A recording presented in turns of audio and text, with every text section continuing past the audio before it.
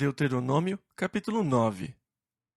Como nós já dissemos, a palavra Deuteronômio quer dizer segunda lei. Na verdade, o livro é uma repetição. Moisés faz uma espécie de resumo da lei que foi dada.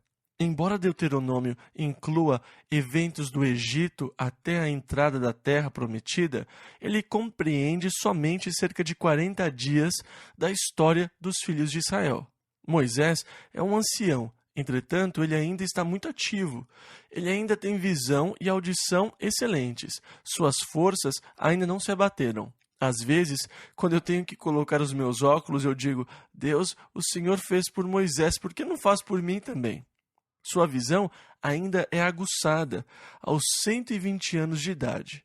Ele ainda está no vigor das suas forças, ainda é um homem ativo, capaz de subir as rochas tão rápido quanto qualquer outro. Mas Deus disse que ele não poderia entrar na terra prometida. O povo está prestes a entrar na terra. Eles chegaram na fronteira. Na frente deles está o rio Jordão, e do outro lado do rio a cidade de Jericó, a primeira a ser conquistada. Sabendo que ele não pode atravessar o Jordão, por ordem divina de Deus, sabendo que chegou a hora de cruzarem o Jordão, ele percebe que o tempo da sua partida está perto. E então, Moisés, nos últimos 40 dias de vida, dá ao povo uma última instrução, na qual ele relata novamente a aliança que Deus estabeleceu com eles. Eles tinham um relacionamento com Deus baseado numa aliança pela qual eles possuiriam e habitariam a terra. E então, Moisés abrange coisas importantes no livro de Deuteronômio. Ele as examina e as relata ao povo e os faz lembrar das leis, dos mandamentos, dos estatutos, dos juízos de Deus, porque em breve ele vai partir. Eles não vão mais poder procurá-lo para aconselhamento, para consultá-lo, para saber a direção, conselho ou para a palavra de Deus. Ele vai partir em breve. Portanto, ele deixa ao povo esta última instrução, o livro de Deuteronômio. E aqui no capítulo 9 ele continua, versículo 1. Ouve, ó Israel, hoje passarás o Jordão, para entrares a possuir nações maiores e mais fortes do que tu, cidades grandes e muradas até aos céus. Agora, eles já tinham vindo até a entrada da terra uma vez, há cerca de 40 anos. Mas, na época, o medo os dominou, quando eles ouviram dizer que as cidades tinham muros altos, eram fortificadas grandemente e habitadas por gigantes. Eles ficaram apavorados, achando que não conseguiriam entrar porque os habitantes da terra eram mais fortes do que eles. Eles tentaram achar um líder que os levasse de volta ao Egito, mas a ira de Deus se acendeu.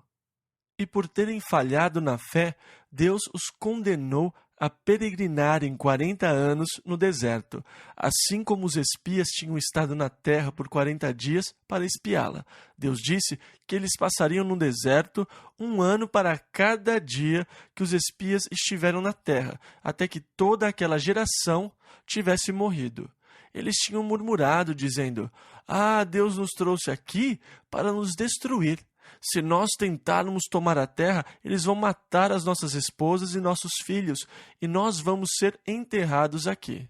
E então Deus disse: Vocês se preocupam com os seus filhos, mas serão eles que vão entrar e possuir a terra. Vocês não vão entrar. Moisés tenta assegurá-los para que o medo não os domine de novo. Se eles não entrarem agora, será um desastre. E Moisés procura apoiá-los, encorajá-los, anunciar os problemas que existem. Ele olhou as coisas que eles enfrentariam de maneira realística, mas encorajando seus corações, porque o Deus que eles serviam era maior do que qualquer obstáculo que eles enfrentassem. Agora, eu acho que é importante que nós, como cristãos, encaremos os problemas da vida de maneira realista. Eu acho que é tolice não dar importância a assuntos sérios. Eu acho que nós precisamos encará-los de maneira realista e, ao mesmo tempo, olhar para além do problema e ver que o Deus que nós servimos é capaz sim de lidar com qualquer problema que nós possamos enfrentar.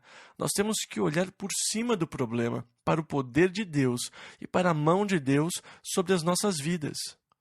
É isso o que Moisés tenta fazer. Ele procura ser realista e ele disse: muito bem, agora vejam, vocês vão atravessar o Rio Jordão e vocês vão entrar e tomar posse da terra e das cidades e de povos que são mais fortes do que vocês. Estas nações são maiores e mais poderosas que vocês, mas vocês vão conquistá-los. Versículo 2. Um povo grande e alto, ou seja, vocês vão encontrar um bando de gigantes, filhos de gigantes. E os gigantes eram como a tribo Watusi na África, os Anaquins. Os judeus se sentiam como um bando de pigmeus diante do povo que habitava a terra. Estes povos são grandes, eles são altos. Versículo 2 ainda, que tu conheces e de que já ouviste. Quem resistiria diante dos filhos dos gigantes? Vocês já ouviram esse comentário. Eles tinham dito: ah, mas eles são gigantes, quem pode ir diante deles? Versículo 3. Sabe, pois, hoje que o Senhor teu Deus, que passa adiante de ti. Veja, as nações são grandes, sim. Os povos são altos, sim. Eles são gigantes, sim. Mas o Senhor seu Deus vai na sua frente. E eu acho que muitas vezes nós ficamos assustados quando olhamos só para os problemas. Se nós olhamos só para os problemas que temos à nossa frente, nós perdemos a perspectiva. E é aí que erramos, quando deixamos de ver a grandeza e o poder de Deus. É impressionante como o problema parece enorme quando nós estamos perto dele. Na verdade, nós perdemos a perspectiva e não vemos nada mais a não ser o nosso problema quando estamos muito perto dele.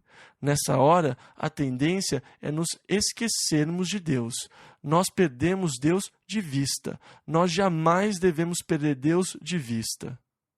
O Sol tem 1.400.000 quilômetros de diâmetro. Ele é 1.200.000 vezes maior que a nossa Terra. Mesmo sendo tão grande, você pode bloqueá-lo com algo tão pequeno como uma capa de óculos. Embora grande, um pequeno objeto pode bloquear a visão do Sol se estiver bem perto de você. Se você ficar muito perto do problema, tudo o que você vê é o seu problema. Mas Deus é tão grande quanto o universo. Ele enche o universo inteiro, mas nós não conseguimos vê-lo.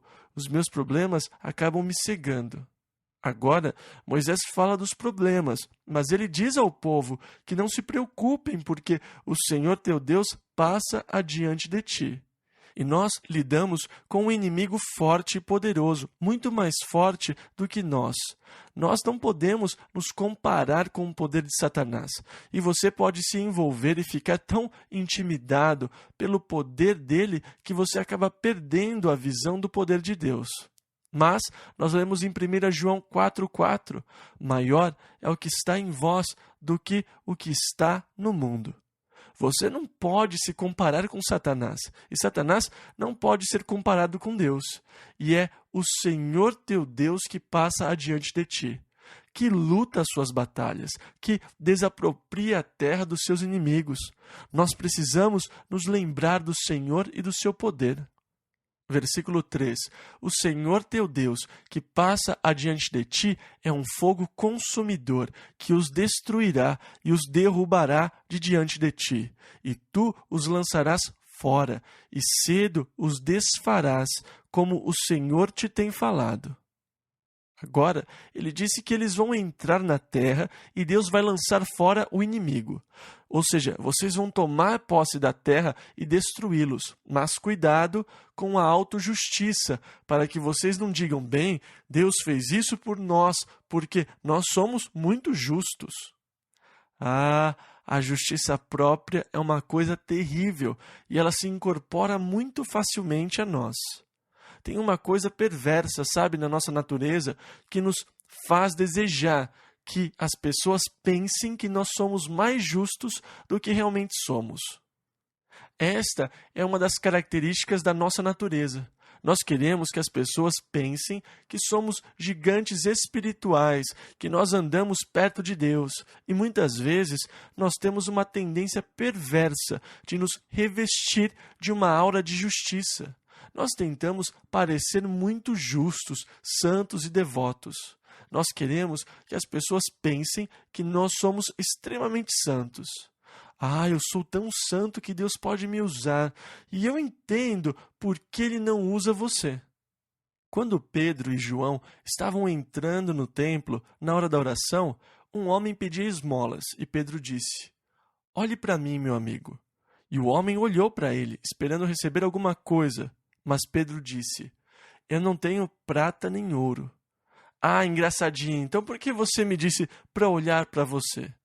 E Pedro completou: "O que eu tenho, isso te dou. Em nome de Jesus Cristo, o Nazareno, levanta-te e anda."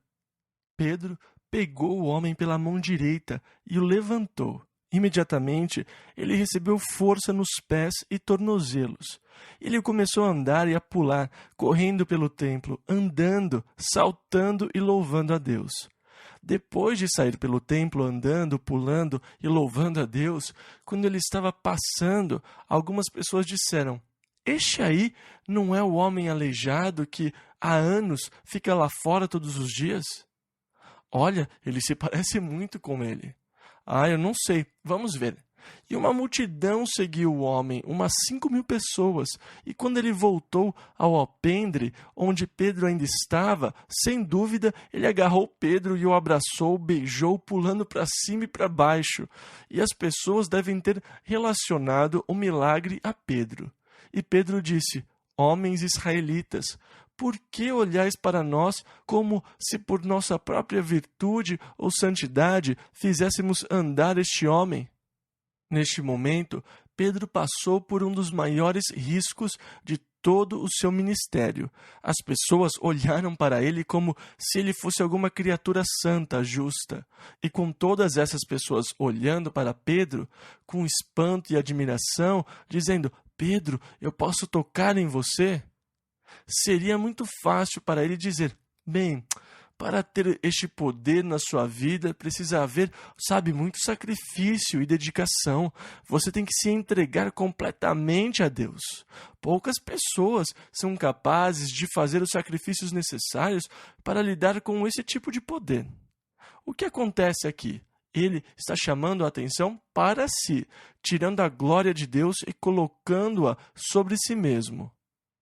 Agora, muitos ministros fazem isso porque a nossa carne quer que as pessoas achem que nós somos alguma coisa especial, que nós somos algo santo, que nós estamos um pouco acima do normal na dedicação e consagração.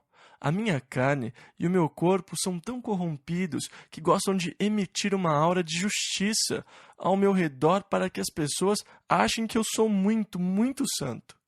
Mas este é um perigo constante para qualquer um no ministério, para qualquer um que experimente a obra de Deus na sua vida. Porque as pessoas estão propensas a olhar para um instrumento em vez de olhar para Deus, que é quem usa o instrumento, e elas começam a dar glória e crédito ao instrumento em vez de Deus. Por isso, o instrumento tem que tomar muito cuidado para que não receba a glória, para que não receba o crédito. E o apóstolo Paulo disse lá em 1 aos Coríntios, capítulo 9, versículo 24, "Antes subjugo o meu corpo." O que é subjugar? Submeter, manter sob o controle do Espírito Santo. Então, antes subjugo o meu corpo, para que, pregando aos outros, eu mesmo não venha, de alguma maneira, ficar reprovado. Então, é importante que, quando Deus operar na sua vida, você não comece a aparentar orgulho nem injustiça espiritual, dizendo: "Bem, Deus fez isso por mim porque eu sou muito doce, eu sou muito santo, eu sou muito justo, eu sou muito comprometido." Deus disse: "Ei, não entre nesse estado de espírito. Quando vocês chegarem à terra e a possuí-la e estiverem habitando dela, não pensem: bem, é porque nós somos muito justos, nós somos um povo tão santo que Deus nos deu essa terra." o motivo não é porque eles eram mais justos do que os que estavam lá antes. Deus falou: não é a sua santidade, nem porque vocês são tão justos que eu lhes dei a terra. Na verdade, eu estou expulsando estes povos da terra porque eles são perversos e muito impuros. Versículo 6. Sabe, pois, que não é por causa da tua justiça que o Senhor teu Deus te dá esta boa terra para possuí-la, pois tu és povo obstinado. E Moisés aqui lembra o povo da sua obstinação. Como tantas vezes eles provocaram Deus. Quando eles tinham acabado de sair do Egito, eles ainda estavam em território egípcio, quando provocaram Deus pela primeira vez. E por todo o caminho eles continuaram a provocar Deus. Então, Moisés os lembra de como ele teve que interceder, mais de uma vez, para que Deus não os destruísse. Ele os lembra que queimou o bezerro. Ele fala de Taberá, de Massá e Quibrote Ataavá. No versículo 22, do cemitério da luxúria, do lugar da tentação, onde novamente provocaram a Deus, e de Cades Barneia, e ele fala, versículo 24, rebeldes fostes contra o Senhor desde o dia em que vos conheci. Desde o começo. Portanto, não é por causa da sua justiça que o Senhor tem feito isto, nem por causa da retidão dos seus corações. Na verdade, Deus fez uma promessa aos seus pais, a Abraão e a Jacó. E Deus está cumprindo a promessa que fez a eles. Mas vocês são um bando de gente rebelde e teimosa.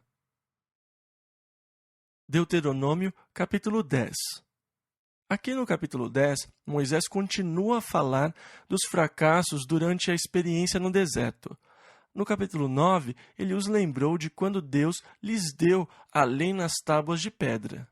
Quando ele desceu do monte, viu que o povo tinha feito bezerro de ouro e o adorava, e que as tábuas da lei foram quebradas. E agora, aqui no capítulo 10, Moisés diz que o Senhor o mandou fazer mais 2 tábuas de pedra, como as primeiras, e durante outros 40 dias e 40 noites jejuou no monte, diante de Deus. Versículo 4. Então escreveu nas tábuas, conforme a primeira escritura, os 10 mandamentos que o Senhor vos falara no dia da assembleia, no monte, do meio do fogo, e o Senhor mas deu a mim.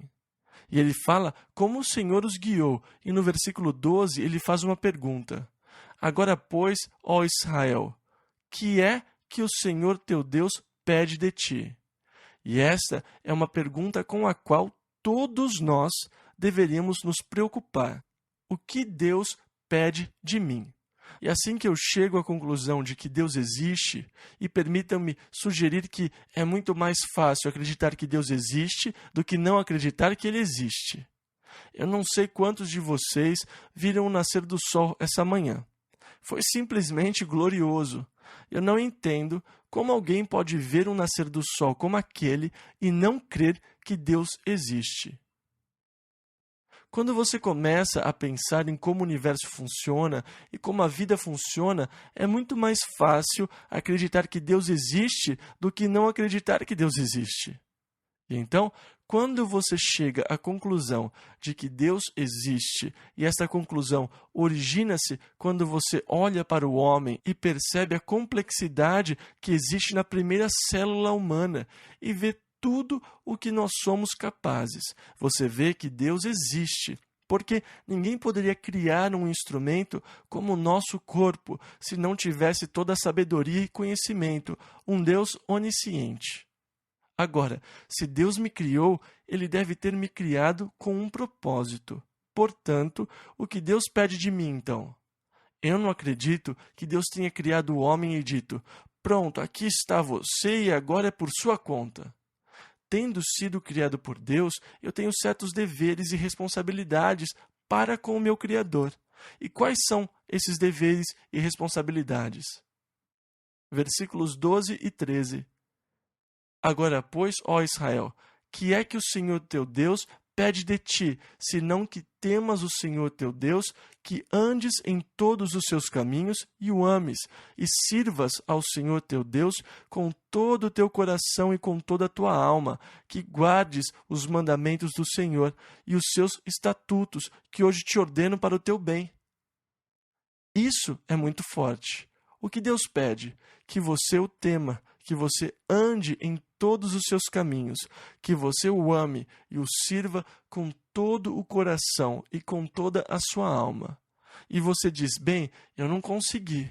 E agora? Então que você guarde todos os seus mandamentos, que ande em todos os seus caminhos, que você o tema. Nós não temos feito isso. E a Bíblia diz lá em Romanos 3:23, todos pecaram e destituídos estão da glória de Deus. Quer dizer que está tudo acabado e que não há esperanças para mim? Não. Deus tem um plano alternativo porque o homem não foi capaz de cumprir as exigências de Deus, e este é o ideal. É assim que Deus queria que você vivesse, que todo homem vivesse. E deixe-me dizer uma coisa, que se todos vivessem de acordo com este ideal, nós teríamos um mundo lindo, fantástico. Se todos andassem nos caminhos de Deus, amando a Deus e amando uns aos outros como amam a si mesmos, e se andassem em plena harmonia com Deus, que mundo fabuloso não seria? Mas o homem falhou, e em vez de temer a Deus, o homem blasfema contra ele. Em vez de amar e servi-lo, o homem se rebela contra ele. Nós também não conseguimos andar em todos os seus caminhos e amar e servi-lo como deveríamos. Então, quer dizer que nós estamos perdidos e não há esperança? Não. No Novo Testamento, perguntaram a Jesus, que faremos para executarmos as obras de Deus? O mesmo princípio. O que Deus pede de nós? O que devemos fazer para executarmos as obras de Deus? Jesus respondeu, a obra de Deus é esta, que creiais naquele que Ele enviou. Glória a Deus, porque isso eu consigo fazer. Embora eu tenha falhado em cumprir a exigência ideal, eu posso cumprir a exigência real de Deus. O que Deus me pede hoje? Que eu creia no seu Filho Jesus Cristo. Isso é ótimo, porque isso eu posso fazer. Agora, eu acho fabuloso que Deus me peça isso, que eu creia na provisão que Ele fez para o meu pecado, enviando o seu Filho.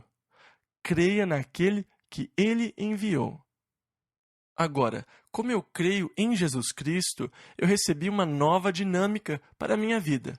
Porque Cristo vem e habita em mim. E quando Ele vem e habita em mim, Ele, com o seu poder e a sua presença, me dá força e capacidade para viver de acordo com o ideal divino de Deus. Jesus me dá a força para andar nos caminhos da justiça. Ele me dá o amor que eu preciso para amar a Deus. Ele começa a operar e faz por mim o que eu não conseguia fazer sozinho. Preste atenção. Deus não desistiu do ideal divino, mas agora, por meio de Cristo, Ele me dá a capacidade para cumprir o ideal divino. Eu cumpri as exigências de Deus para mim no momento que eu criei em Jesus Cristo. No momento que eu entreguei a minha vida a Ele, eu cumpri as exigências de Deus para mim.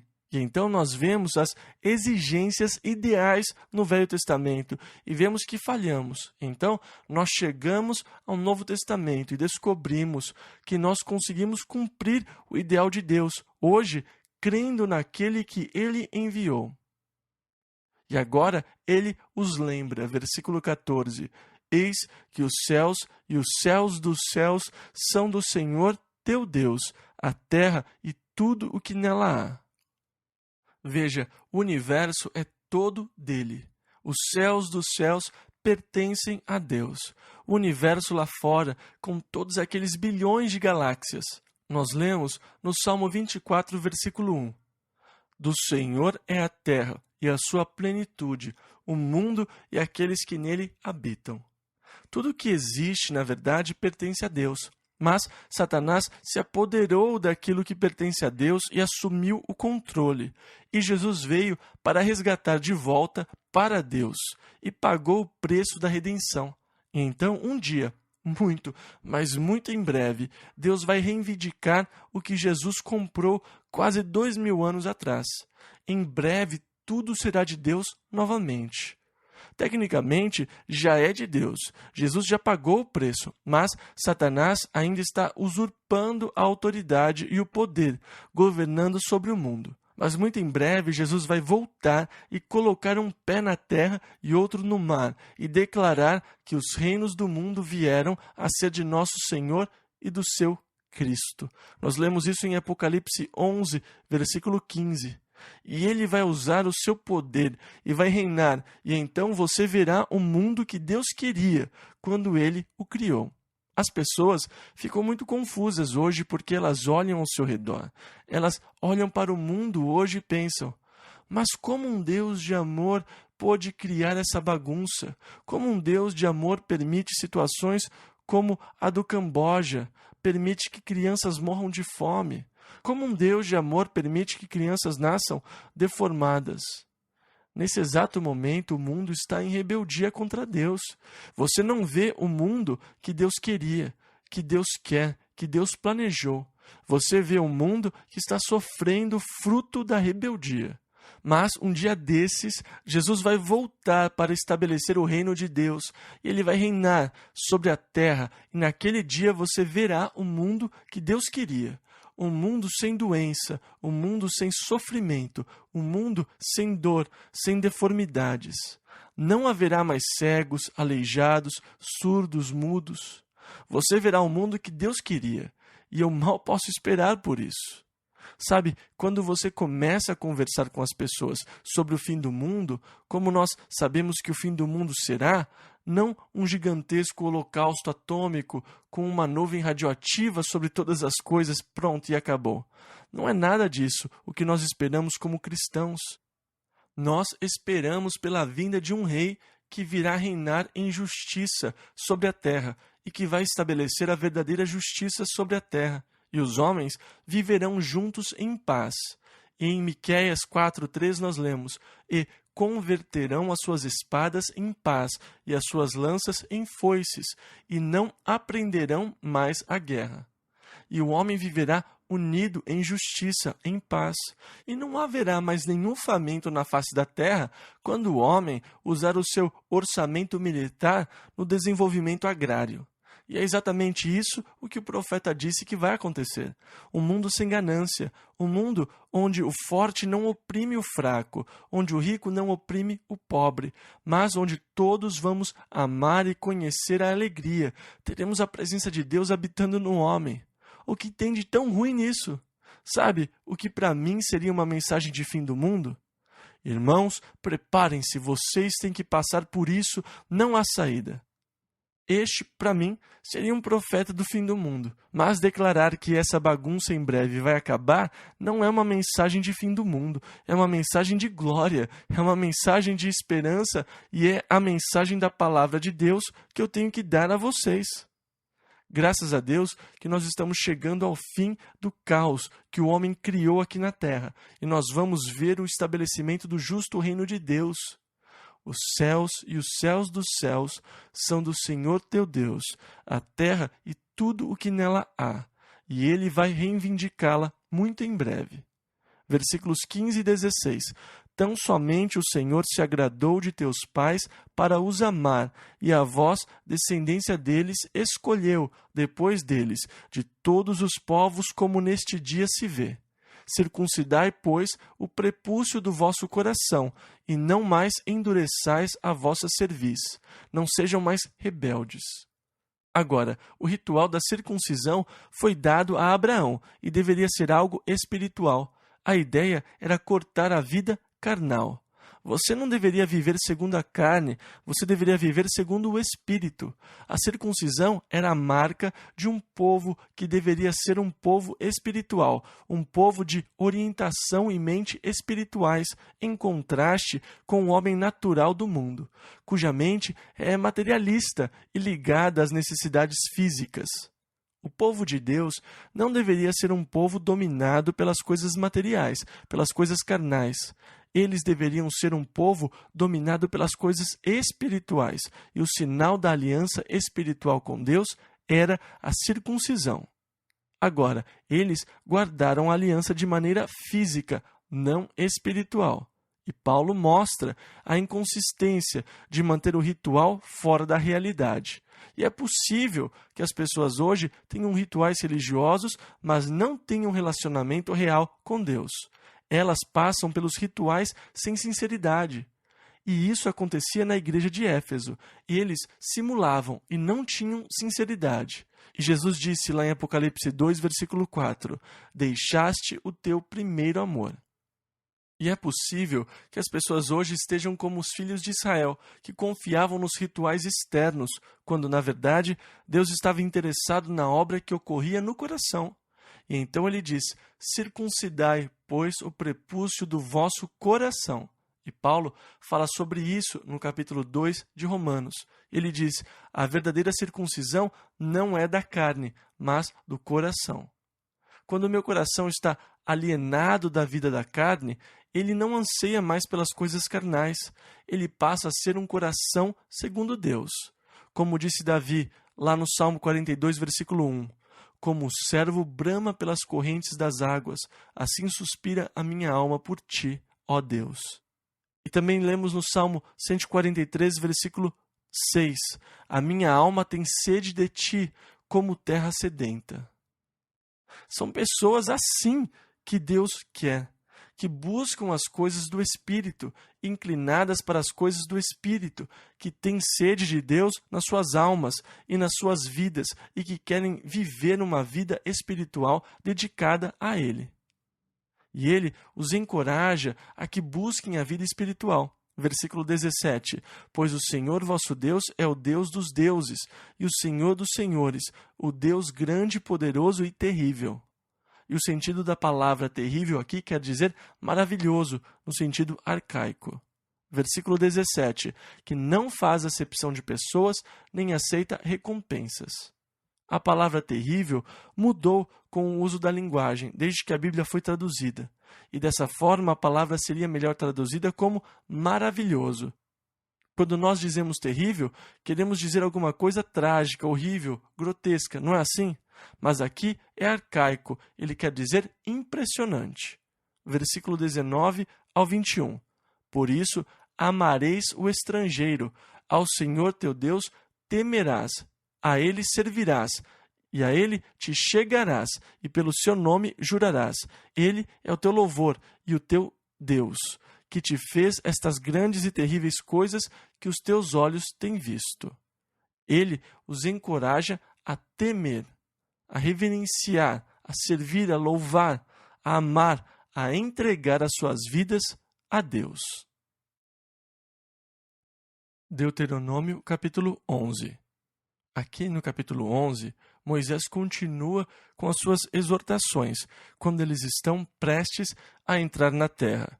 E ele os lembra novamente dos milagres que Deus fez por eles, quando os tirou do Egito. O que Deus fez a Faraó e a sua terra, como ele destruiu os exércitos do Egito no Mar Vermelho e como ele cuidou deles, os alimentou, os guardou e os preservou por todo o deserto até este momento. E ele também fala do que Deus fez aos seus que se rebelaram, Datã e Abirão, quando a terra abriu e os engoliu. Versículos 7 ao 12. Porquanto os vossos olhos são os que viram toda a grande obra que fez o Senhor. Ou seja, vocês viram a obra de Deus.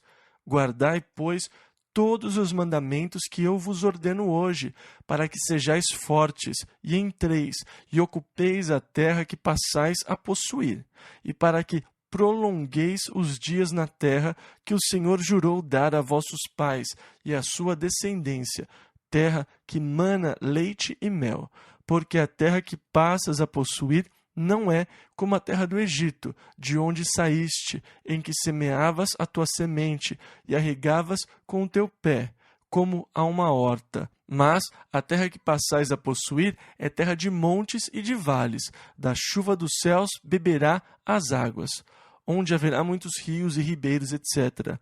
Terra de que o Senhor teu Deus tem cuidado. E eu amo isso. Esse pedaço de terra em particular é a terra que o Senhor tem cuidado. Versículo 12 ainda. Os olhos do Senhor teu Deus estão sobre ela continuamente. Sempre que eu vou a Israel, eu gosto de pensar nesse versículo. Eu estou na terra que o Senhor tem cuidado. Os olhos do Senhor estão continuamente sobre este pedaço de terra. É a terra que Deus cuida. Agora, na verdade, ela não é a terra mais linda do mundo. E eu já estive em muitos lugares que eu acho que são mais bonitos do que Israel em relação à beleza física. É sério, no estado da Califórnia, você sobe a serra ao redor do Yosemite e há muitas belezas incomparáveis. Não há nada em Israel que se compare a elas. Mas ela é a terra onde Deus escolheu cumprir o seu plano de redenção para a humanidade e, portanto, é a terra que Deus estava interessado. Ela é a terra que Ele tem cuidado, porque é lá onde seu filho nasceria, onde seu filho andaria, onde o seu filho também ia morrer. Por isso, Deus estava interessado na terra. Os seus olhos estão sobre ela continuamente. Versículo 12 ao 15. Desde o princípio até o fim do ano.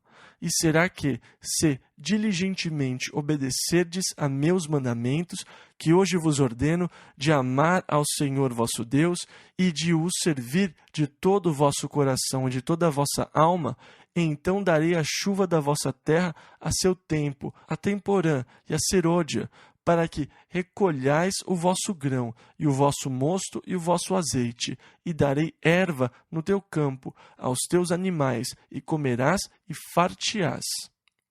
E então, quando vocês chegarem à terra, se amarem e servirem a Deus, Ele os abençoará. A terra será abençoada.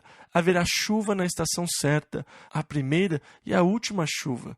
Haverá pasto verde para o gado, boas colheitas.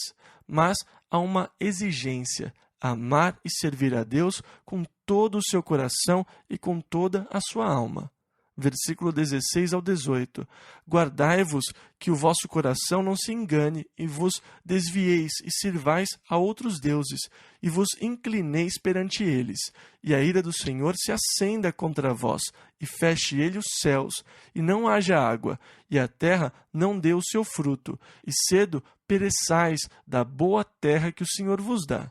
Ponde, pois, estas minhas palavras no vosso coração e na vossa alma, e atai-as por sinal na vossa mão, para que estejam por frontais entre os vossos olhos. Em outras palavras, lembrem-se disso. Agora, o interessante é que, de novo, você pode acabar entrando num ritual e esquecer o verdadeiro significado. Eles ainda têm o ritual de prender os filactérios.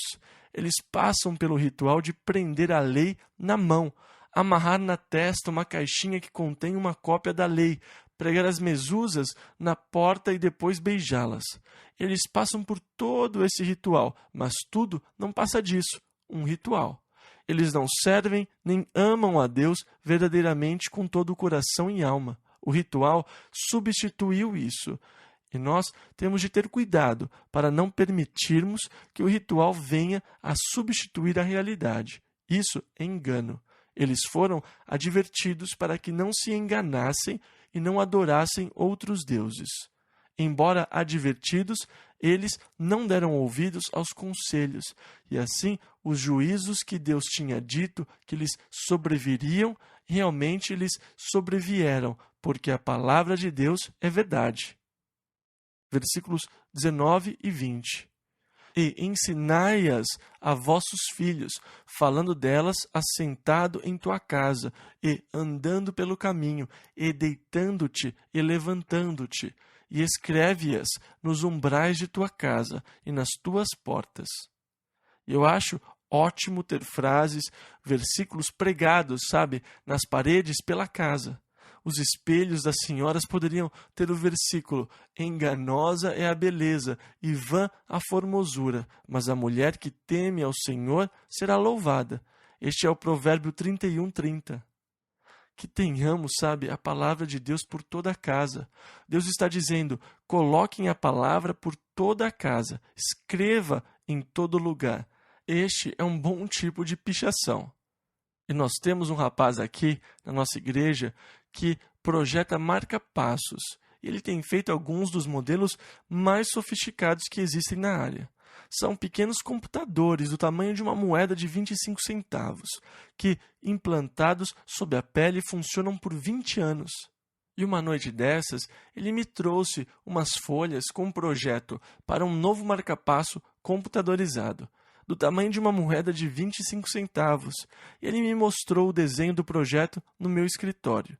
Eles tiram cópias dos desenhos e colocam nos pequenos chips de silício. Depois, eles colocam um chip sobre o outro e você tem um computador em miniatura, do tamanho da moeda de 25 centavos. E ele monitora o batimento cardíaco continuamente.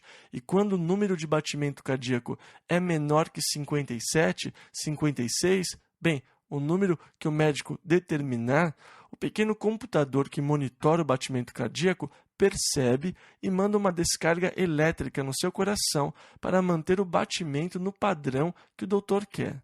Ele tem um sistema que, uma vez implantado, o médico pode usar um ímã para mudar o computador pelo lado externo. É uma coisinha bastante sofisticada. Mas ele estava me mostrando as folhas com os desenhos dos circuitos. E nas folhas com os desenhos dos circuitos, ele colocou Romanos 10, versículos 9 e 10. Se com a tua boca confessares ao Senhor Jesus e em teu coração creres que Deus o ressuscitou dentre os mortos, serás salvo. Também colocou pombas, peixes, João 3,16, versículos dessa natureza. Jesus é amor, Deus ama você. Tudo isso está impresso nos microchips daqueles computadores em miniatura. É necessário um microscópio para conseguir vê-los, mas ele diz: eu penso que quem colocar um desses marca-passos vai ter a palavra de Deus escondida no seu coração. E eu me diverti muito no escritório quando eu vi os desenhos. E eu amo isso. Eu amo essas coisas. De repente o sujeito fica bom e ele não sabe por quê. E então ele diz: coloque essas palavras no seu coração, na sua alma, por todo lugar, para que elas lembrem você e os seus filhos a andarem segundo o Senhor. Foi o Senhor quem lhes deu a terra, e se você servi-lo e amá-lo, você vai continuar na terra. Mas, se você o abandonar, vocês serão expulsos da terra. Versículo 22 ao 24. Porque, se diligentemente guardardes todos estes mandamentos que vos ordeno para os guardardes, amando ao Senhor vosso Deus, andando em todos os seus caminhos, e a Ele vos achegardes, também o Senhor, de diante de vós, lançará fora todas estas nações, e possuireis nações maiores e mais poderosas do que vós. Todo lugar que pisar a planta do vosso pé será vosso, desde o deserto e desde o Líbano, desde o rio Eufrates, até ao mar ocidental será o vosso termo. Na verdade, eles nunca conquistaram tudo o que Deus tinha dado a eles. Eles nunca tomaram posse de tudo o que era deles por decreto divino de Deus. E eu acho que é um infeliz paralelo com a nossa vida. Eu acho que nós nunca chegamos a tomar posse de tudo o que Deus tem ou faria por nós. É tudo nosso, e o que temos que fazer é entrar, reivindicar e tomar posse em fé. É triste porque as fronteiras foram estabelecidas por Deus, e tudo o que eles tinham que fazer era tomar posse, mas eles falharam e nunca possuíram tudo o que Deus tinha dado. Assim como é triste que muitas vezes nós falhamos em tomar posse do que Deus nos deu, e muitas vezes nós não tomamos posse por motivos diferentes, limitações intelectuais ou restrições que colocamos em Deus por causa das nossas pressuposições. Muitos motivos nos levam a deixar de entrar na plenitude do que Deus tem para as nossas vidas. Versículo 25 ao 28. Ninguém resistirá diante de vós, porque Deus estará com vocês. E ele disse: Eis que hoje eu ponho diante de vós a bênção e a maldição. A bênção, quando cumprirdes os mandamentos do Senhor vosso. Uma maldição, se não cumprirdes. É sempre assim. Deus coloca diante de você a bênção e a maldição. A escolha é sua. Você pode escolher o caminho da bênção de Deus para a sua vida, ou você pode escolher o caminho que vai levar a maldição de Deus sobre a sua vida. Deus não o amaldiçoa, a maldição já está no modo de vida. Deus diz que aquele modo de vida traz uma maldição. Agora, se você constantemente avisa a alguém de que o caminho que ele está tomando vai dar num buraco de areia movediça, e enquanto ele segue nesse caminho, todos dizem: cuidado, lá na frente tem um buraco de areia movediça. Você não vai conseguir passar por ele, cuidado. Mas ele vai em frente. E quando ele chega lá, alguém diz: cuidado, não vá lá porque é areia movediça. Você vai se perder e vai afundar, cuidado. Mas ele ignora todos os avisos e segue o seu caminho e atola na areia movediça que havia e fica preso e afunda. E enquanto ele afunda, ele xinga todos que ele encontrou no caminho por não tê-lo parado. Isso está certo? É claro que não. Eles avisaram para onde o caminho levava. Agora, veja, Deus tem avisado onde o caminho vai dar. Não desobedeça, não se rebele contra ele. Deus disse: este caminho leva à destruição. Ele está avisando onde o caminho vai dar. Agora, se você vai para a destruição, não foi porque Deus o mandou para lá. Foi porque você deliberadamente foi contra a todos os esforços de Deus para mantê-lo longe de lá. Na verdade, Jesus Cristo, de certa forma, deitou-se diante das portas do inferno, e você tem que passar por cima do seu corpo para chegar lá. Para ir para o inferno, você tem que pisar no Filho de Deus e considerar profano o sangue da aliança pela qual ele foi santificado. Ele fez de tudo para impedi-lo, colocando-se no seu caminho, fazendo você ter que pisar sobre ele para chegar lá. E se você acabar lá, você com certeza não vai poder culpar Deus nem Jesus. Você deve culpar a sua teimosia, a sua rebeldia contra Deus, pois Deus fez tudo o que ele pôde para impedi-lo, sem violar a sua livre escolha. Versículo 26 ao 29. Eis que hoje eu ponho diante de vós a bênção e a maldição. A bênção, quando cumprirdes os mandamentos, porém a maldição, se não cumprirdes. Quando o Senhor teu Deus te introduzir na terra, então pronunciarás a bênção sobre o monte Gerizim e a maldição sobre o monte Ebal.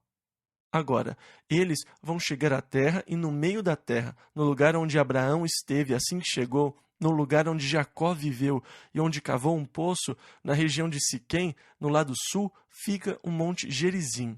Ao norte fica o monte Ebal. E quando eles chegassem à terra, parte dos homens deveria subir no monte Gerizim e gritar as bênçãos da terra e as condições para a bênção ao povo que estivesse no vale entre os dois montes. Os homens iriam gritar: bendito serás no campo, e o povo diria: amém, e nas cidades: amém. Eles iriam gritar as bênçãos, e no Monte Ebal estaria outro grupo de homens que iria gritar as maldições que sobreviriam se eles desobedecessem.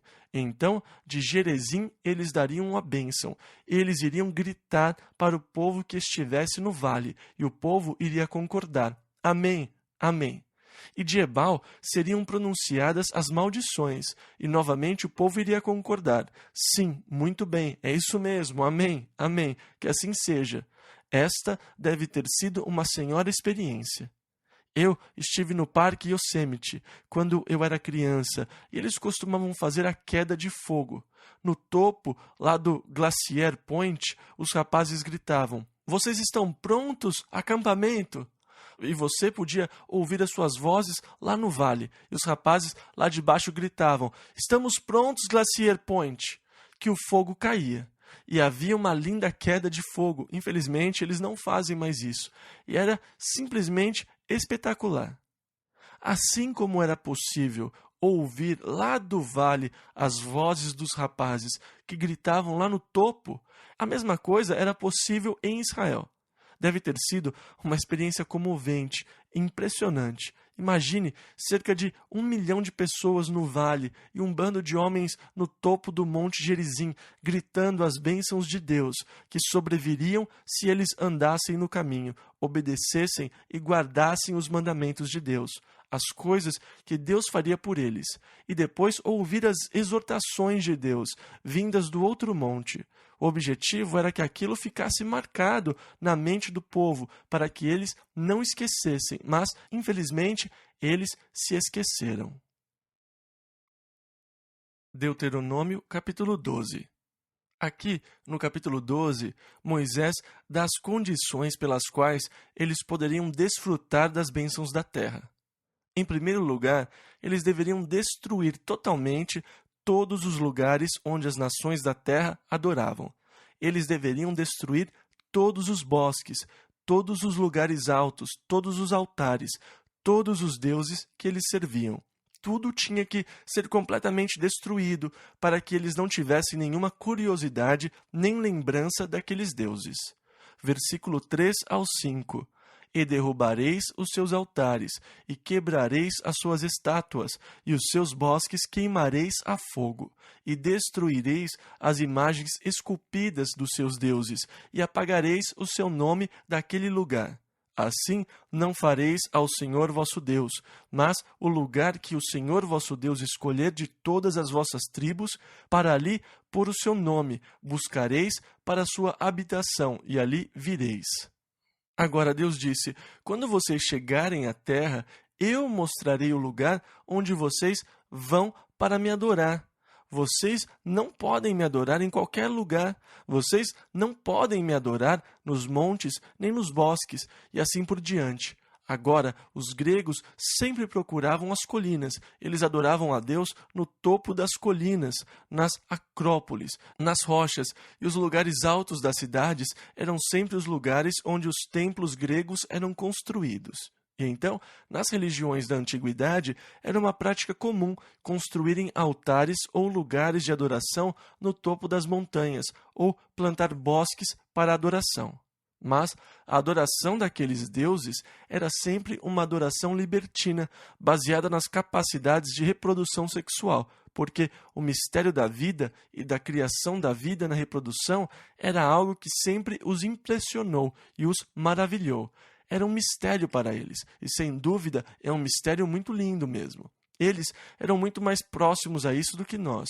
Eles eram mais próximos ao nascimento e à vida em muitos aspectos do que nós somos. E para eles aquilo era impressionante e maravilhoso.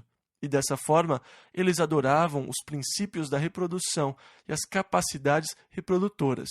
E a adoração dos seus deuses envolvia relações e a intenção de reprodução, e assim por diante. Isso era só uma parte do sistema corrompido de adoração, do modo corrompido de adorar a Deus, fazendo de Deus uma criatura como o homem, o que na verdade é feito pelos Mórmons, de certa forma. Seu Deus é um homem que veio à Terra com uma das suas esposas celestiais e se reproduziu de forma humana, formando as primeiras pessoas. Os próprios Mórmons serão deuses e sairão e se reproduzirão, e nisso nós podemos ver uma semelhança aí. Agora, quando vocês chegarem à Terra, eu vou escolher o lugar. Vocês não vão adorar a Deus em qualquer lugar. Versículos 6, 8 e 9.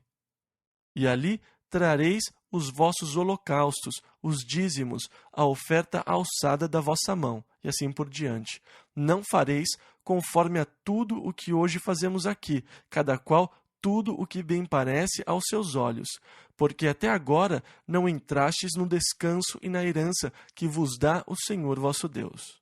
Agora, hoje, vocês adoram a Deus e cada um adora como quer, mas vocês não entraram no descanso da herança. Versículo 10 ao 12. Mas passareis o Jordão e habitareis na terra que vos fará herdar o Senhor vosso Deus, e vos dará repouso de todos os vossos inimigos em redor, e morareis seguros. E então haverá um lugar que escolherá o Senhor vosso Deus para ali fazer habitar o seu nome. Ali trareis tudo o que vos ordeno, e vos alegrareis perante o Senhor vosso Deus. Agora, Deus quer que você se alegre diante dele. Eu sinto muito pelas igrejas onde o povo se sente inibido para adorar ou se alegrar no Senhor, onde a adoração é tão solene que não há verdadeira alegria nos corações. Eu amo esse sentimento, sabe, que nós temos quando nos alegramos no Senhor, quando damos graças e louvor a Deus pela sua bondade. E Deus queria que o povo se alegrasse nele. Ele quer que você se alegre nele, mas ele iria determinar um lugar para isso. Agora, o primeiro lugar escolhido foi Betânia, mas depois eles o mudaram para Jerusalém. E foi este o lugar que Deus escolheu, e onde o templo foi finalmente construído. O lugar escolhido por Deus na terra, onde o povo deveria ir e adorar a Deus.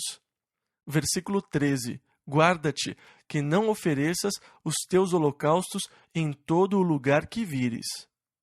Em outras palavras, eles não deveriam fazer ofertas em qualquer lugar na terra, somente no lugar que seria escolhido por Deus. Agora, você podia abater e comer o animal no lugar em que você morasse. Se estivesse com fome de carne, você podia comer, era só fazer o banquete.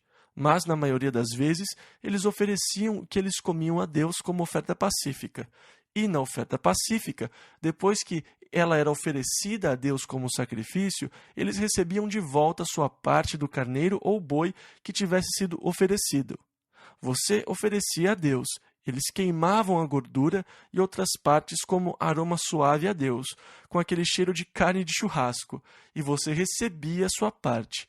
Você se sentaria para comer com Deus e teria comunhão com Ele. Deus comia uma parte, ela era sacrificada e a fumaça subia como oferta a Deus, e a ideia era você se sentar para comer com Deus, para ter comunhão com Ele.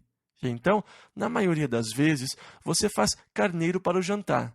Ótimo! Você leva o seu carneiro até o sacerdote. Ele o oferece como sacrifício a Deus. E depois, você assa a sua parte e toma uma refeição com Deus. E dessa forma, você tem consciência da comunhão com Deus sempre que comer. A ideia de comer com Deus é ter comunhão com Ele. Eu estou me relacionando com Ele durante a refeição. E isso era muito lindo. Agora, quando chegarem à terra, eles vão se espalhar para todos os lados e não poderão levar o boi até o sacerdote toda vez que quiserem comer carne. Você não pode ir a Jerusalém toda hora. Então, comam em suas cidades. Você pode comer, mas sem oferecer o animal como sacrifício a Deus. Você não pode fazer uma oferta queimada em casa. Só quando você for a Jerusalém você pode fazer sua oferta pacífica. Então, quando você for a Jerusalém, você poderá fazer uma oferta ao Senhor e comer a sua parte. Versículo 16. Tão somente o sangue não comereis, sobre a terra o derramareis como água. E isto era para ser algo perpétuo para eles, pois a vida da carne está no sangue. Portanto, eles tinham de derramar todo o sangue da carne antes de poder comê-la. Depois, Moisés diz quais os animais eles podem comer nas suas cidades.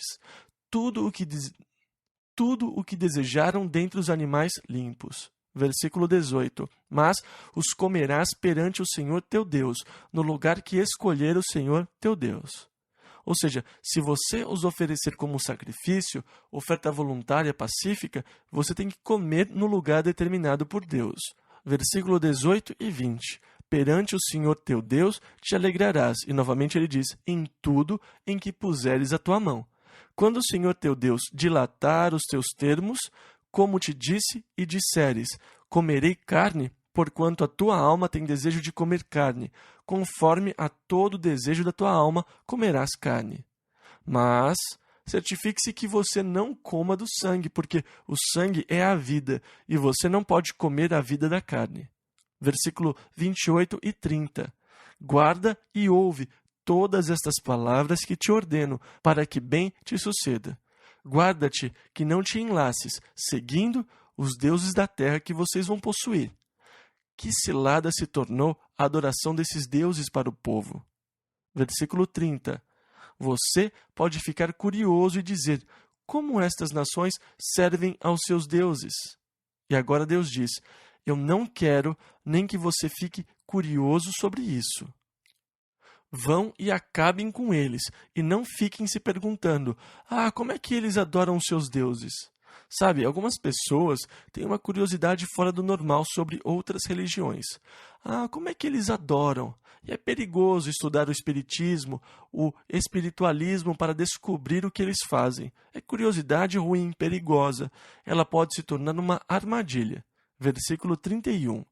Assim não farás ao Senhor teu Deus, porque tudo o que é abominável ao Senhor e que ele odeia, fizeram eles a seus deuses. Eles fizeram todo tipo de coisas abomináveis e odiosas. Tudo o que Deus odeia, eles fizeram aos seus deuses. Versículo 31. Pois até seus filhos e suas filhas queimaram no fogo aos seus deuses. O sacrifício humano infantil era muito comum. Eles queimavam as crianças no fogo. Eles aqueciam os deuses de ferro até que eles ficassem incandescentes e colocavam as crianças nos braços estendidos dos ídolos e as deixavam queimar até a morte enquanto adoravam seus deuses. E Deus disse: eles fizeram tudo o que é abominável e que eu odeio na adoração dos seus deuses. Vocês não vão fazer isto, nem mesmo ficar curiosos. Versículo 32. Tudo o que eu te ordeno observarás para fazer, nada lhe acrescentarás, nem diminuirás. Agora, repetidas vezes, Deus nos adverte sobre o erro de acrescentar ou diminuir ao que ele ordenou. Deuteronômio, capítulo 13. Agora, aqui no capítulo 13, Moisés adverte sobre falsos profetas. Se chegar alguém, um profeta, um sonhador de sonhos, e fizer algum sinal ou maravilha que venha a acontecer, e ele o levar a adorar outros deuses, vocês devem condená-lo à morte, mesmo que ele tenha feito algum milagre. Agora, deixem-me dizer que parece que nós temos uma fascinação incomum pelas coisas sobrenaturais. Mas esta fascinação pode ser perigosa, porque alguém pode realizar algum fenômeno para o qual não haja nenhuma explicação específica e que não venha necessariamente de Deus. Satanás é enganador e ele também é capaz de criar todo tipo de fenômenos espetaculares. Portanto, nós não devemos nos deixar atrair pelo fenômeno e usá-lo como critério da verdade. A pessoa que busca milagres está em território perigoso, porque quando o anticristo vier, ele vai poder realizar sinais e milagres falsos diante das pessoas. Os milagres exercem um poder de absorção doentio sobre a vida das pessoas. O que você precisa é se tornar completamente absorvido por Jesus Cristo. Nele você não terá problema. Você vai ver milagres, os milagres que ele vai realizar na sua vida e os milagres que ele vai realizar através da sua vida. Mas nós não devemos colocar muita ênfase, atenção e preocupação na busca de milagres, porque Satanás é capaz de usá-los como um instrumento para enganar. E então, haveria profetas que seriam capazes de realizar sinais e maravilhas, mas depois eles levariam a adorar outros deuses. E ele disse: eles devem morrer. Versículos 3 e 4. Porquanto o Senhor vosso Deus vos prova, para saber se amais o Senhor vosso Deus com todo o vosso coração e com toda a vossa alma. Após o Senhor vosso Deus andareis, e a ele temereis, e os seus mandamentos guardareis, e a sua voz ouvireis, e a ele servireis, e a ele vos achegareis. Agora, Deus disse que se alguém da sua família, um irmão, um filho, uma filha, até mesmo a esposa, o levasse a adorar outro Deus, essa pessoa deveria morrer, e a sua própria mão deveria ser a primeira contra essa pessoa. Você não deve esconder a pessoa nem o seu pecado, embora você os ame. Deus estava preocupado em desenvolver no povo uma pureza espiritual para que eles não se infectassem com a adoração lasciva dos deuses pagãos que o povo da terra praticava e para que não se corrompessem e perdessem o direito e o lugar na terra. Versículo 8. Não consentirás com ele, nem o ouvirás, mas o teu olho o poupará, nem terás piedade dele, nem o esconderás. Agora, se você ouvir dizer que algumas das cidades decidiram servir a algum outro Deus, você deve se armar e sair contra aquela cidade e destruir os seus habitantes. O desejo de Deus era manter uma pureza espiritual. Deuteronômio, capítulo 14. E Moisés disse, aqui no capítulo 14, versículos 1 e 2: Filhos sois do Senhor vosso Deus, não vos dareis golpes, nem fareis calva entre vossos olhos por causa de algum morto, porque és povo santo ao Senhor teu Deus, e o Senhor te escolheu de todos os povos que há sobre a face da terra, para lhe seres o seu próprio povo. Vocês são um povo separado para Deus, diferente de todos os outros. E agora, Moisés fala da alimentação do povo, o que nós já vimos quando estudamos o livro de Levítico. Quando nós estudamos os animais que eram puros e imundos.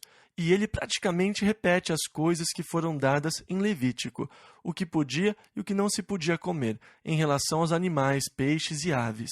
Vocês não devem comer nada que morra de morte natural. Agora, vocês podem dar ou vender a estranhos, mas não devem comê-los.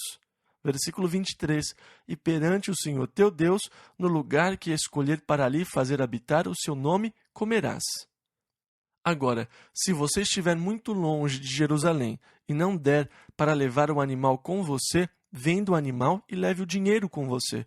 Quando chegar a Jerusalém, compre a sua carne, ofereça como sacrifício e coma. Faça um grande banquete diante de Deus. Você não tem que arrastar o seu boi de Dan até Jerusalém. Venda-o e quando chegar a Jerusalém, compre outro e coma o que quiser. Faça uma festa, desfrute a refeição e tenha comunhão com Deus. Deuteronômio, capítulo 15. E aqui no capítulo 15, versículo 1, ao fim dos 7 anos, farás remissão. Todas as dívidas deveriam ser perdoadas no 7º ano. Agora, você não deveria exigi-la depois do 7º ano. Você não deveria cobrá-la, exceto de um estrangeiro ou um estranho.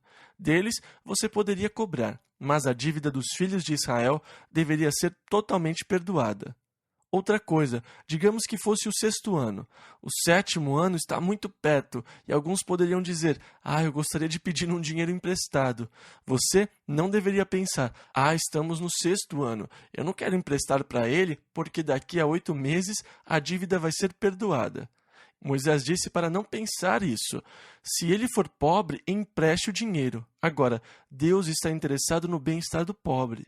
E aqui ele está protegendo o pobre. Se o pobre o procurar e precisar de ajuda, você não deve pensar: estamos perto do 7º ano, eu não quero dar. Deus disse que é errado pensar assim. Vá em frente e empreste o dinheiro a ele e esqueça. Lemos em Provérbios, no capítulo 19, versículo 17. Ao Senhor empresta o que se compadece do pobre. Ele lhe pagará o seu benefício.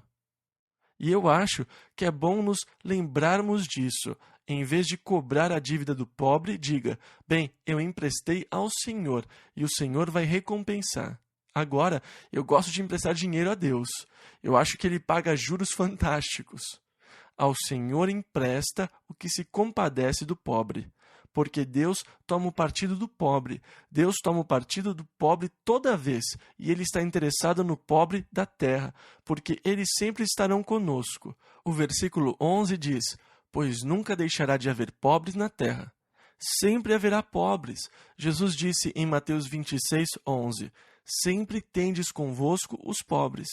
Jesus citou Deuteronômio. Sempre haverá o pobre, portanto, nós devemos sempre ter compaixão e preocupação com o pobre.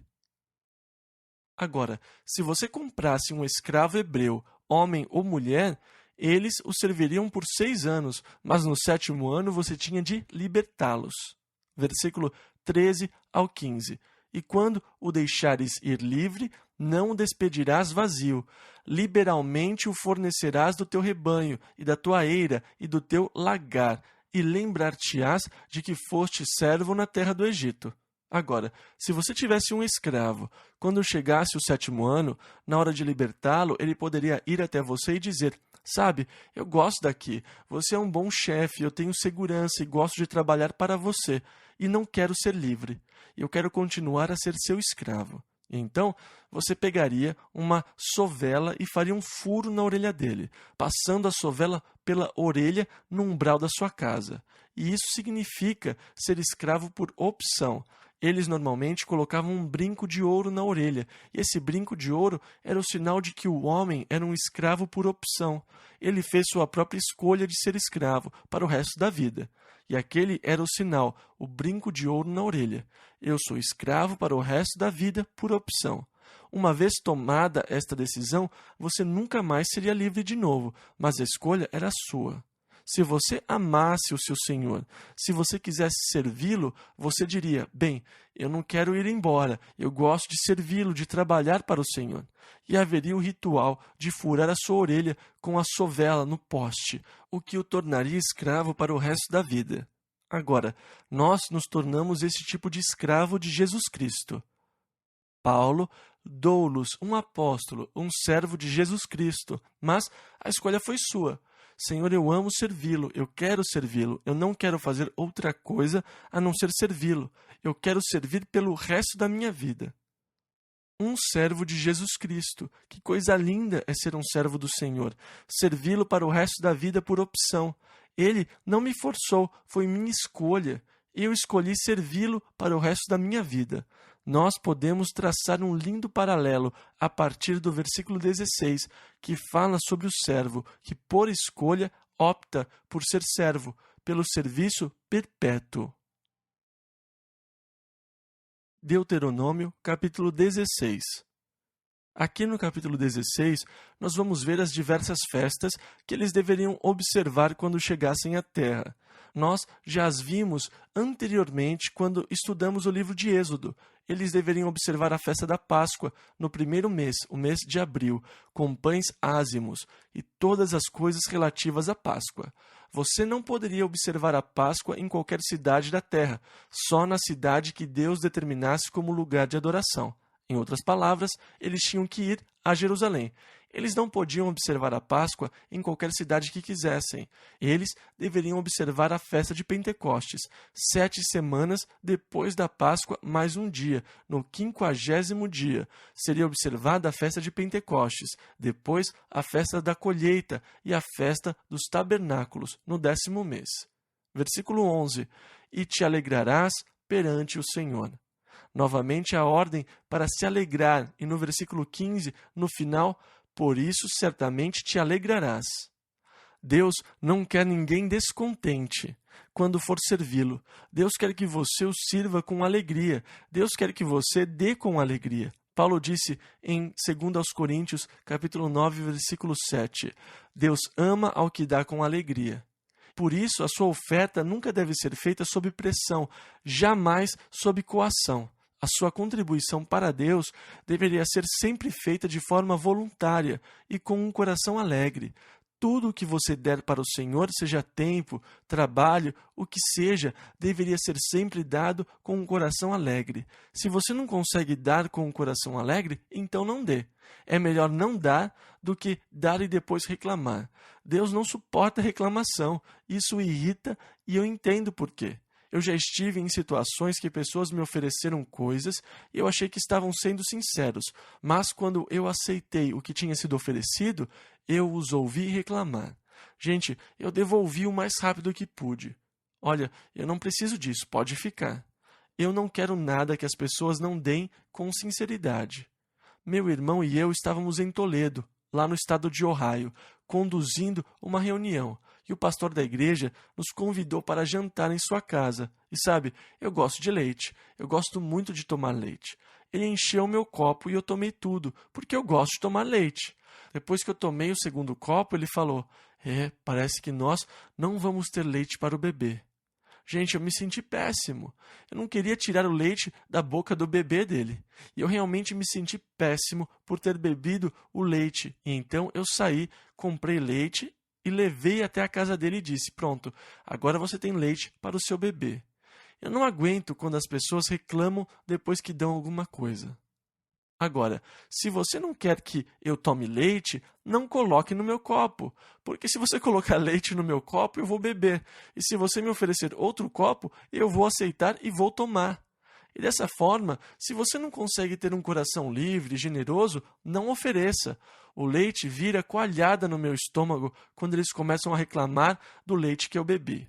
E com Deus acontece o mesmo. Ele não suporta quando as pessoas reclamam sobre o que elas ofertam. É por isso que ele enfatiza constantemente o livre-arbítrio, a livre escolha. Determine no seu coração e dê com muita alegria. Deus ama quem dá com muita alegria. E é assim que Deus quer que você dê a Ele. Alegrem-se, alegrem-se, alegrai-vos nos sacrifícios quando der sua oferta a Deus. Ele quer que vocês sejam um povo feliz, um povo alegre. Não o decepcionem.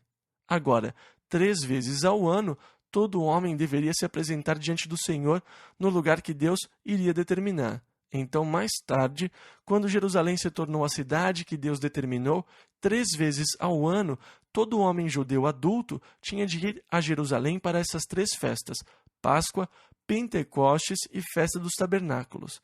Eles eram obrigados a participar da congregação diante de Deus. Versículos 16 e 17. Porém, não aparecerá vazio perante o Senhor, cada um conforme ao dom da sua mão, conforme a bênção do Senhor teu Deus, que lhe tiver dado. Agora, quando você estiver na terra, você deverá nomear juízes em cada cidade, e os portões da cidade seriam o lugar dos julgamentos. Você deveria levar os casos diante dos juízes, que estariam sentados junto aos portões da cidade, e eles julgariam sobre a terra. E ele ordena aos juízes que não aceitem suborno, presentes. Versículo 19. Porquanto apeita cega os olhos dos sábios e perverte as palavras dos justos. E agora Deus termina as exortações dadas no capítulo 16, declarando aqui no versículo 22, nem levantarás imagem, a qual o Senhor teu Deus odeia. Deus odeia imagens. Agora, eu não acho que Deus tenha mudado.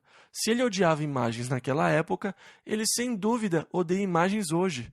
Deus declarou: vocês não devem fazer nenhuma imagem, pois eu as odeio. Uma imagem é sempre um sinal de deterioração da vida espiritual, porque a imagem serve como um lembrete. Quando nós precisamos de lembretes, quer dizer que nós perdemos parte da consciência de Deus em vez de termos consciência e ciência de Deus. Como Paulo disse em Atos 17, 28, nele vivemos e nos movemos e existimos. E temos ciência da presença de Deus conosco. Se eu perder essa consciência, essa ciência, o que eu faço? Eu começo a esculpir uma imagem para que toda vez que eu a vir, eu me lembre de Deus. Então, a imagem sempre fala de um estado espiritual degradado ou deteriorado. Ela testifica que eu perdi a consciência da presença de Deus em mim, em todo o tempo e em todo lugar. Deus odeia imagens. Eu acho que é triste que haja imagens em muitas igrejas e catedrais, porque Deus as odeia.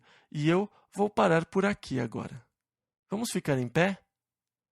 Que o Senhor esteja com vocês e os abençoe e os guarde. Que Ele renove em vocês a consciência da sua presença e que vocês experimentem a obra renovada de Deus nas suas vidas. Que nessa semana vocês andem diante dele no caminho da justiça, de maneira que o agrade. Que Deus os ajude nas áreas da sua vida onde houve fracasso no passado e que vocês possam sentir o poder e a força de Deus ajudando-os a vencer. Que vocês não se deixem vencer pelo mal, mas vençam o mal com o bem, por meio do Espírito de Deus que opera em vocês. Que vocês venham a ter um relacionamento de amor mais profundo, amor a Deus e ao próximo. E especialmente que Deus lhes dê um coração de louvor e alegria para que as suas vidas sejam agradáveis a Ele, por estarem alegres no Senhor sempre. Que Deus os abençoe e os guarde.